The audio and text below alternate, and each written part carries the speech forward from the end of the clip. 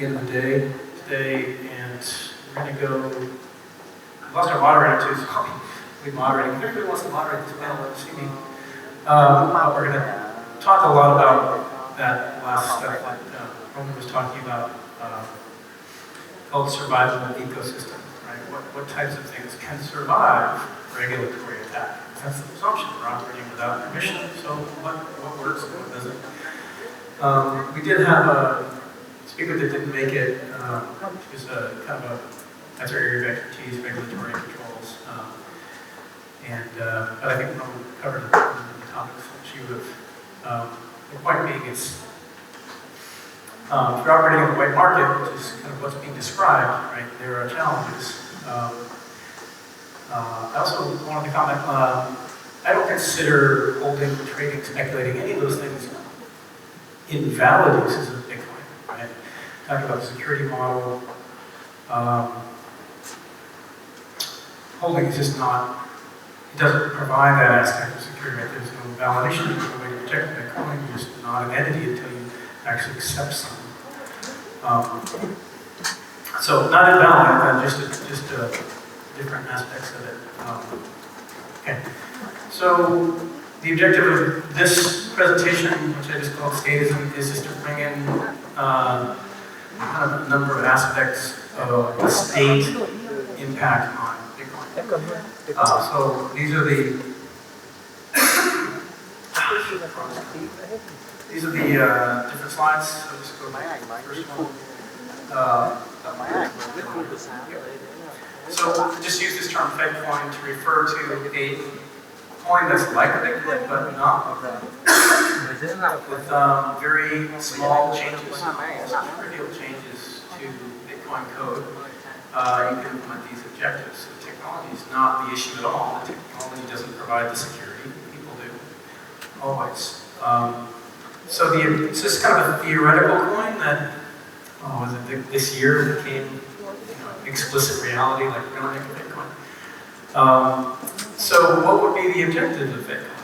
What would be to take away the value proposition? Right? The value is this avoidance of tax. So the objective of the state alternative would be to restore that ability to tax. And there's two key aspects of taxation relative to money, or especially electronic money. One is what states would want to, they would argue that they want to preserve monetary policy, right? This is a euphemistic term for taxing through inflation. Monetary policy, how much you're trying to more or less, right? Monetary policy.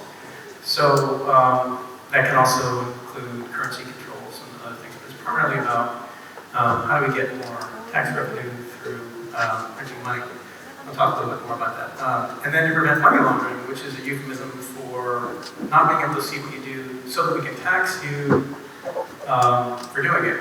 And I just put it all under the same, money laundering under the same umbrella, whether you're avoiding, paying the tax on your capital gains for Bitcoin, or paying for your beer, or funding some terrorists. There's prohibitions on all those things. Those are all illegal things. Some are 100% prohibitions. And, maybe only like the CIA can fund those terrorists, and 99% prohibitions, and then maybe some are like small prohibitions. They all fall in this category of money laundering is a technique to avoid taxation.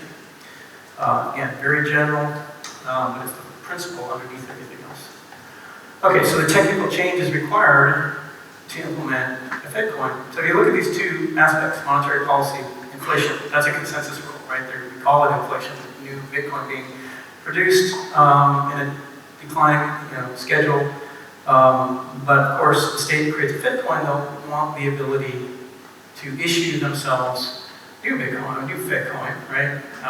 At any amount they want, which is what's done with dollars, euros, dollar. And so, who prevents that? The merchants prevent that, right? You validate every coin you get. If it's got this new inflation rule, it's violating rules. It's just not valid money, you don't take it. So that's how you prevent it. And money laundering, with that, that's visibility. So how do you get visibility into all the transactions? You require people to get permission before they can get confirmed, right? So you would put a restriction on mining that you cannot mine unapproved transactions. And this is how the existing financial system works. It's not an approved transaction, it cannot be confirmed. And that's what KYC AML is all about, right? Know your customer, anti-money laundering. You have to know your customer so you can know if they're money laundering. They go together. Just a little slash in between. Right? The idea is to see so you can tax. And that's not levied on the merchants, right? That's the miners are the ones confirming transactions. You don't need a consensus rule change to do that. All you need to do is outlaw mining unapproved transactions, and only the ones that are approved can get confirmed. So in the existing, kind of general financial system, all electronic transactions are approved by the state, right? Outside of the big, cryptocurrency universe. In some way or another, a credit card transaction, bank transaction, cashier check, whatever, they're all approved by the state. Every time I travel, even when I get cash, I can tell them what I'm getting it for. I usually think of something funny. But, okay, so the technical changes apply to those two aspects, right? You want a consensual change to allow yourself to sign any transaction or any block, and within that issue any number of units, and then everybody would accept those as valid. That's an absolutely trivial change. And actually, we have went back and forth with one of the another core dev who introduced this as a signet. It's basically the implementation of this, right, where you just sign these things, and the signature is known, so you can test different things. And it's a very straightforward change. So every transaction has to be approved, and then it's valid. Then the state says, yeah, you can mine that. You can do that by just being only allowing blocks that are signed by a certain authorized miner, right? So imagine miners are counting like banks, and they have permission by the state to create a block, and they're not going to go to jail if they do so, and they sign the block with their permission, so everybody else knows that that's a valid block, and then in that block they can issue themselves, they can issue to the state any amount of new units they want, and they're not putting into it any unauthorized transactions. They know every customer. There's a trivial technological distinction, but it takes away all the value proposition of Bitcoin, makes it kind of questionable why it needs to be done. It would clearly be done just as a charade to make you think you're still using some kind of Bitcoin, crypto or something. And you could imagine somebody having a discussion with a big web wallet provider saying, hey, you need to do this. All you big providers need to do this, and if they're a big enough part of the economy, they just keep doing it, but now have these good rules. Just as the rules are being applied to dollar transactions for years. Okay, and of course this would make Bitcoin safe. By the way, I'm the only thing between you and lunch, so but there's quite a bit of content, so I'm going to talk faster than my European friends like. So state money is created with monopoly protection. It is illegal to make dollars, euros, dong, etc. Right? That's a monopoly protection for the production of the money. That is the law that creates signage, which is the inflation tax. If anybody could make it, everybody would make them en masse, perfectly valid money, and just produced by other people. And eventually, because of the price of producing them would come down to their purchasing power, right? So, in other words, they would reach equilibrium, and you'd be able to, buy something with a dollar that costs like 4.5 cents to make. That's about what a US dollar costs to make. That's what the Treasury charges the Federal Reserve for dollars. And I have a slide here, it's like 10 cents, 20 cents for $100. Right, so $100 bills will be worth about 20 cents. If you market money, it'll be great. But the difference between the face value of the money and the cost to produce it, that's profit for the state, that's signage. We'll talk a little more about this. So it's tax on money. Market money is tax-free. So this is actually, I'm going to talk about this later tomorrow, an economic principle that I think even the Austrians, Mises, have wrong. They consider gold production as price inflationary. And that's just not right. No production of anything in the market is price inflationary. It's actually price stabilizing, right? There's more demand, price is rising. More production, price goes back down, supply increases, right? There's more demand for gold, price of gold will rise, unless there's more production, which will bring it back down. So purchasing power tends to stay pretty stable. That's market money. That would happen with dollars if there was no any kind of loss. And then they would be useless because they would have to carry too many of them around. It wouldn't be very portable, and it wouldn't be good money. Okay, reservation. So we talked about this term reserve, Federal Reserve, reserve currency, foreign reserve, foreign exchange reserve. I try to make these definitions precise and clear and as consistent as I can with generally accepted definitions, but this is how I refer to it. A reserve is a hoard of capital, right? Just put some capital together, gold, motorcycles, TVs. You're reserving it, you're not using it. It's still depreciating, right? Things depreciate over time, we'll talk about that tomorrow. So states create a monopoly money, and they could just use the market money, which they did for a while. They tend to want to put a stamp on it, say this is real money, and then start depreciating that money. But they hold in reserve a better money. In the Russian law, concept of better money, the one that's not subject to their signage. So a state reserve is a technique to get from people the better money in exchange for the lesser money. Right? Buy the gold with the dollars, essentially. Right? And then, once the gold has been largely collected and then prohibited for general use, which also happened in the US, until electronic money came along and electronic transaction came along and made that kind of unnecessary. So, prevent people from transacting, you hold the dollar, they hold the dollars, you get the gold. Now you can just start printing the crap out of the dollars because people are using the dollars, so you can tax them. Right? So the objectively, of a state money, a state reserve, is to collect the better money that they can use with foreign exchange. A state reserve currency can never be its own money. Right? The U.S. does not hold dollars in reserve. Right? They hold some euros, whatever, but the primary foreign exchange reserve in the U.S. is 74.5% gold. Where did they get all that gold? They bought it from everybody with dollars. And then they printed the crap out of dollars and made it illegal to get the gold back. Okay, and individuals' primary reserve in dollars are state money. Okay, so this is just a principle. What does reservation mean? We'll talk a little bit more about state reservation here. So there's this idea that Bitcoin would be an ideal reserve currency, means foreign exchange reserve for states. States would have all the Bitcoin, and people would just transact using credit cards, everything, just bank accounts like we still do, but Bitcoin would be held in reserve. There's a lot of problems with this theory, but it's basically a direct analogy to the gold standard. Right? The word standard doesn't mean everybody uses gold. The word standard means there's a standard measure, right? Like standards of weights and measure. Standard measure, the dollar is worth this many ounces of gold. That's what the standard, the gold standard means, right? There's some people use different definitions, but that's objectively the meaning behind the term. So do the same thing with Bitcoin. Just propose, states collect all Bitcoin the way top right. Every state's using Bitcoin. Isn't that awesome? Well, of course, individuals are not using Bitcoin. There's one entity, the state, who's validating all transactions. There's no reason to believe that the Bitcoin standard would be any different than the gold standard, which was a great success for the state. They collected up all the gold, gave no paper, but no benefit to individuals. So the problem is, who validates the transactions? The only actors validating the transactions are those accepting the Bitcoin, which is not just the state or a set of states. They can get together and make whatever rules they want. We have no say whatsoever. Auditability is sometimes proposed. Well, if we had a gold standard, we could audit the certificate money, right? Money certificates that are correlated to the gold. Well, you have to ask yourself, if you get a one-to-one correlation between the certificate and Bitcoin, to the Bitcoin, right? Why have it? What's the point?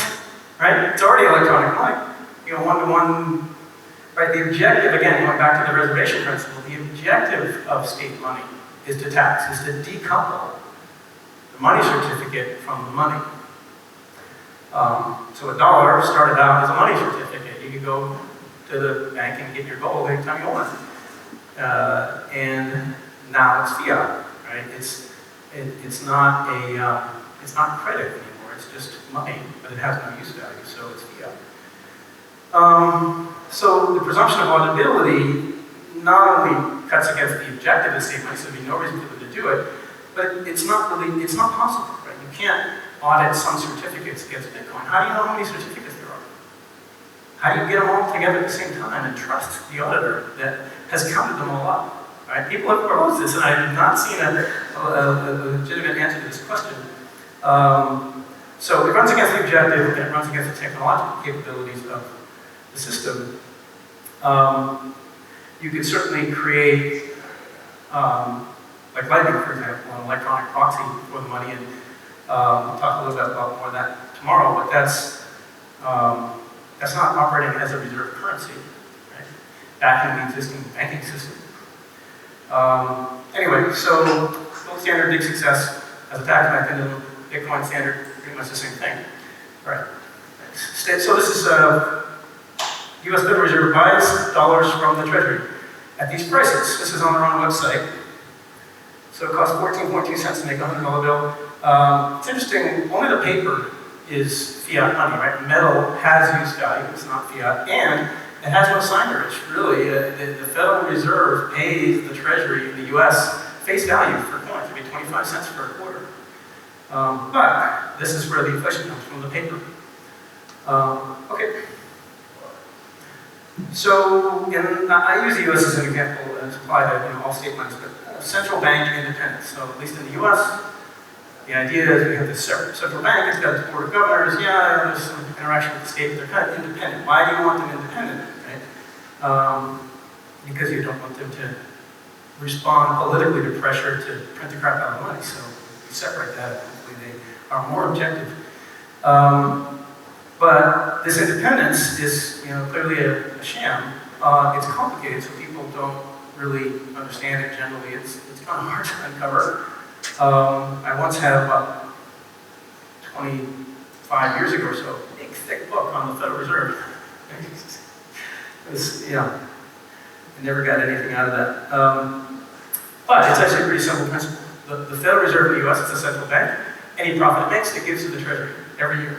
It's published on their website. The remittances to Treasury, $97.7 billion in 2015. It dropped when they actually started withdrawing dollars from circulation, which did actually happen. I think Matt Lazinskis will talk in his presentation about that.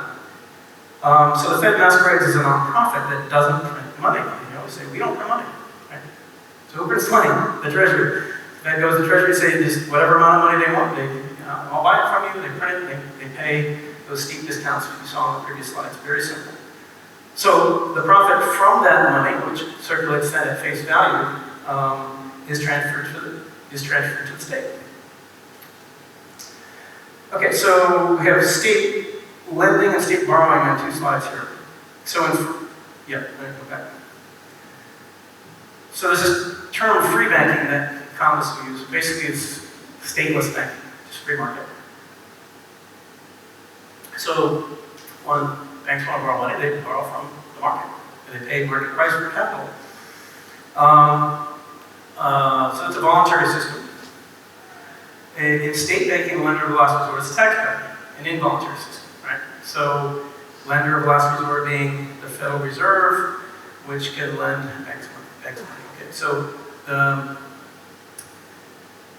the Federal Reserve, I'm just going to strictly kind of stick to the U.S. example, it's easiest for me. The Federal Reserve issues loans to member banks, and issues loans to other banks, at discount rates. So the market return on capital, on the average, over long periods of time, is close to 10%. That's just a function of human time preference. I personally have invested pretty consistently in market indexing for 20 years, and I've averaged about 9.8% or so, and that's about what's historically been the case. So let's just say there's a 10% return on capital over time. We'll talk more about that tomorrow with time preference. I'm going to get more into kind of general economic stuff. I want to start off with more Bitcoin related stuff so we don't fall asleep first day. But okay, so discount rate is a rate below that market rate. Right? So if you can borrow at 2% from the taxpayer and take that money and invest it in the market and earn 10%, you've got an 8% profit for doing nothing but having permission to get that low rate. Who's that low rate? So who's that money, the 8% difference, is being transferred from somebody to somebody else, right? It's being transferred from the taxpayers, which could be inflation tax or could just be direct taxation, but it's being used to subsidize the loans to people who can get the discount. I was actually very general about this. I was a member of an organization that was fairly large, and it had access to discount capital, and so it borrowed as much as it could, and gave it as dividends to all its shareholders, and then paid it back over time at the discount rate. So say it's earning market return on capital, say it's earning 10% every year, it can pay it back as 2% loan, right? And it's making a profit. So it's just simple arbitrage. Just take this money and give it to your shareholders, right? And who wouldn't do that? I mean, you take the discounts that are given to you because you're being taxed already. Why not take the free money? But not everybody can get access to that. So rate arbitrage is profitable, right? So the other aspect of state lending is that the discount money is not just directed to companies by size, it's directed very specifically, like in the US, we had a housing bubble. Why do we have a housing bubble? Because all the state money was directed at housing, clearly. The state took the risk out of it, they assumed all the loans, they bought all the mortgages from people when they issued discount and directed housing towards, say, low-income projects or small business loans, things like that. They're moving capital in a direction that the market would not have moved it into at those prices. So there's political objectives advanced by this discounted capital. Okay, but the capital for Fed lending comes from the Treasury. They print the money, well, it either comes from taxes directly, which come from the Treasury, or it comes from the printing of money that comes from the Treasury. But the Fed itself, if you think of it as an independent bank, has no power to just create capital out of thin air, right? It doesn't do it, it's the state that's doing it, because the state has the authority under its monopoly, its anti-counterfeiting laws. It's not counterfeiting if they do it, so they can print it, or they can take it to taxation. So the Fed has an independent bank, and free banking, nobody would have that power. Right? There would be no ability to just perpetually give out discount loans, because you need a source for that capital. And that source is the market. You're losing money constantly, and you go out of business. Okay, so the Treasury prints money to lend. In effect, lending is a state profit center. It's one of the ways the state gets money. In 2015, it was almost $100 billion in profit from all aspects of the Fed, not just from lending. Okay, so state borrowing.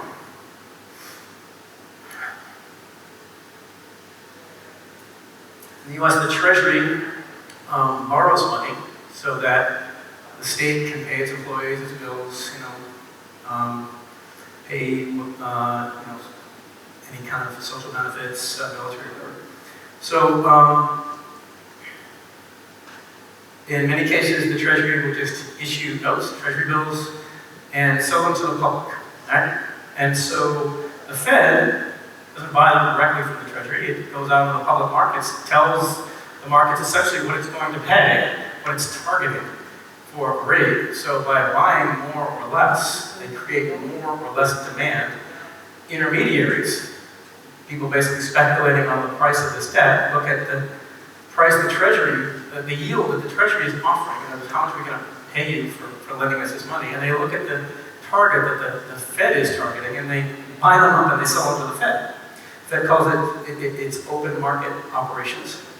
But essentially, what do you have? You have an arm of the state, the Fed, through an intermediary, which is kind of irrelevant, buying debt from the state. So the state is paying itself interest. Treasury pays interest yield on the bonds to the Fed. And what happens when the Fed takes that interest, makes a profit? You give it back to the Treasury at the end of the year. Right? By buying bonds en masse, they keep the yield down, right?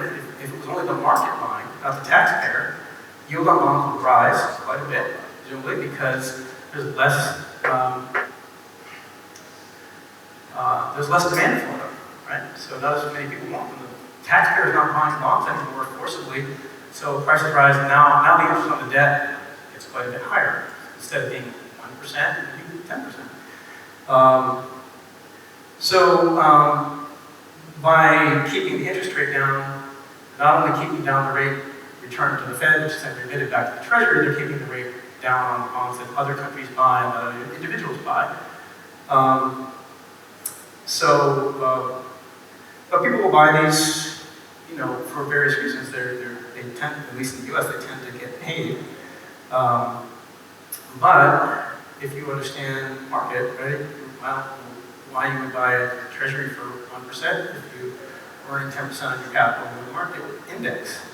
But what happens is arbitrage, once these things are circulating and they're giving low yield, they tend to rise in price. Right? So anyway, yield and price move inversely in debt trading, bond trading, because if they're not favorable yield, they're not worth as much. Right? Once the higher yield become, I'm not saying that. All right, I'm going to skip that. Spend too much time thinking about it. But okay, so the Treasury in effect prints money to buy its own debt. Right? It's printing money against the Fed uses that money to buy the debt off the open market, which is being the debt's being issued by the Treasury. So it's a big circle, but it as well as a profit center. And I apologize for not having a clear head on that, but I want to keep moving because I'm keeping you from lunch. This is in the topic state banking principle. Go ahead. Oh Jesus, I thought I had the word. Yeah, it's not so. What time? So we're 40 minutes again. Okay. So we're ready to get going with lunch. I'm just going to answer some questions if you guys want to. How does this all on top? No, you're good. Yep, we're all done with the, so I'm just going to do some questions and then we'll get break for lunch. And maybe Leo will have some announcements. So questions on statism in money? Yes, in the back. I'll see if I can do this. How does this formula change with electronic money? Is the Fed just basically $0 to? Yeah, that's a really good question. This is actually really covered in detail in one of those chapters, but I like this topic. These subtleties that are very confusing, right? The Fed has something in the US called Fed obligations. And Fed obligations are currency, rather the tangible money. But they're more than that as well, right? So, in other words, Matt has a great talk on this base money talk, which he's going to record. He's recorded for us. We're going to show later. But that's the money. Everything else is credit, right? Credit cards, bank accounts, all that stuff is not the money. It's only when you settle the account for the money that that the debt obligations are gone. Right? You give the bank money, it owes you money because you're moving around money between banks. You still owe that money. You withdraw it in an ATM. Now you have the money. But there's this other stuff that also counts as debt obligations, which is not printed. It's just in a account. It's not bank account. It's just accounted for by the Fed. So to make it easy to understand, I call it money accounted for but not yet printed. Right? So the way it actually works in the U.S. is the Fed has a pot of money. So all the dollars that are out there, and it's this other stuff that's accounted for as if it has in its vault. And it actually does have stuff in its vault, but obviously there's a lot of other money circulating, there's money in its vault, and then there's this other thing. Well, why does it keep track of that? Because it could just say, print these and I'll put them in the vault. Or it could just say, yeah, I've allocated more, and when I need them, print them and I'll put them in my vault. But it saves money by not actually printing them. It might expand and then track this amount, right? But it's available there to be issued. So they issue money to member banks. They may issue, so member banks keep a lot of their money in the Federal Reserve, which has become an increasing requirement of member banks to keep more of their reserve at the Federal Reserve, or at member Federal Bank, Federal Reserve, which makes settlement costs lower because trucking money around gets expensive. So if a member bank is keeping its reserve at the Federal Reserve and it's being issued a loan, there's no reason to print the money, right? Just account for it. So it's rational, it keeps costs down, but then say there's a lot of people hitting the ATMs. I don't know, it's the Olympics or something, and everybody wants cash because they're getting hookers and blow. I don't know, but it's all this cash demand, and the bank runs out of cash, and it says I need some more cash, and so the Fed might go, oh, geez, we're getting a lot of cash. Go to the Treasury, order up some cash, and truck it on down to that member bank. So the way they describe it is we don't print money, right? We issue loans and the Treasury prints money, right? But they expand and contract the money supply, base money, Matt calls it. That supply is all the dollars, the coins and everything, and this other money, which they just haven't printed yet, but they can just print it any time at that nominal cost.